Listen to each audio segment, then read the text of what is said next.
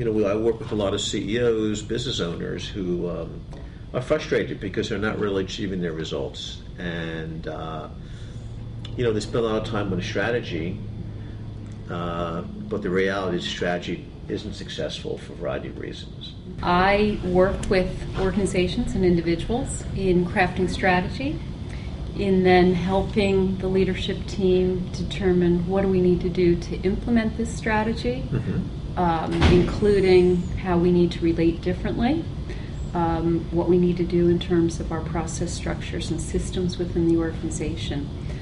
In doing that, I also work with individuals, coaching them in terms of how do they play out in helping to execute, helping the team to be most effective. Let's talk about strategy 101. Let's start at the beginning. Okay. What are the key elements that you really should have in an effective strategy? Okay.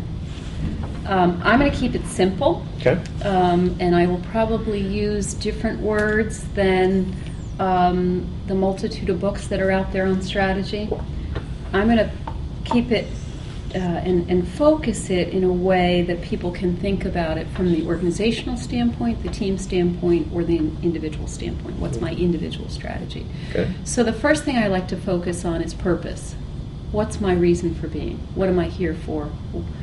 Then I like to look into, and I'll talk about these as I go through. I'll give you the highlights and then I'll talk about each. I like to focus on context. In what context am I looking to fulfill this purpose? So I look in terms of the environment, the customer, and the competitor.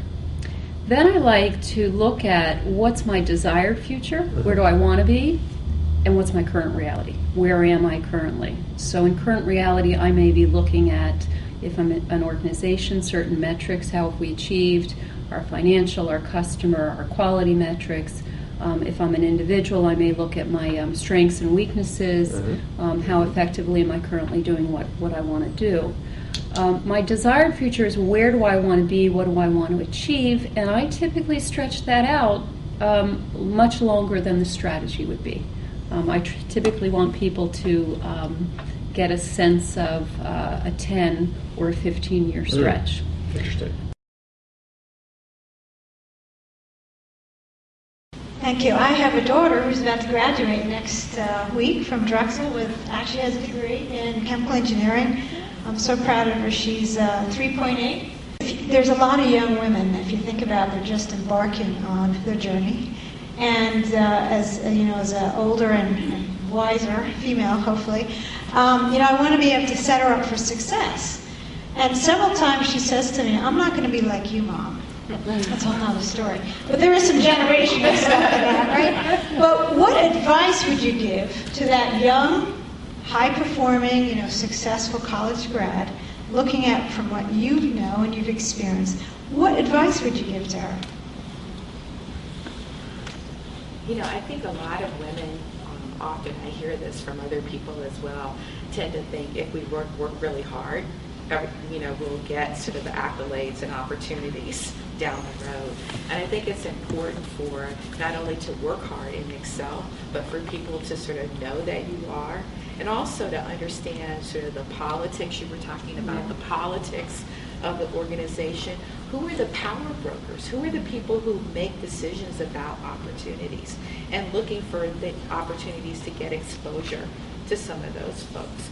To look for projects that are viewed as sort of projects that if you work on them, then you'll be viewed as someone who has potential. I think lots of times we don't necessarily think about those things in terms of how we move our careers forward. I think many of us just got those opportunities somehow, and here we are, as opposed to sort of now reflecting back and saying, how would I have maybe thought about it or approached it differently? I think that's brilliant. In fact, I can't add to that, but I will add,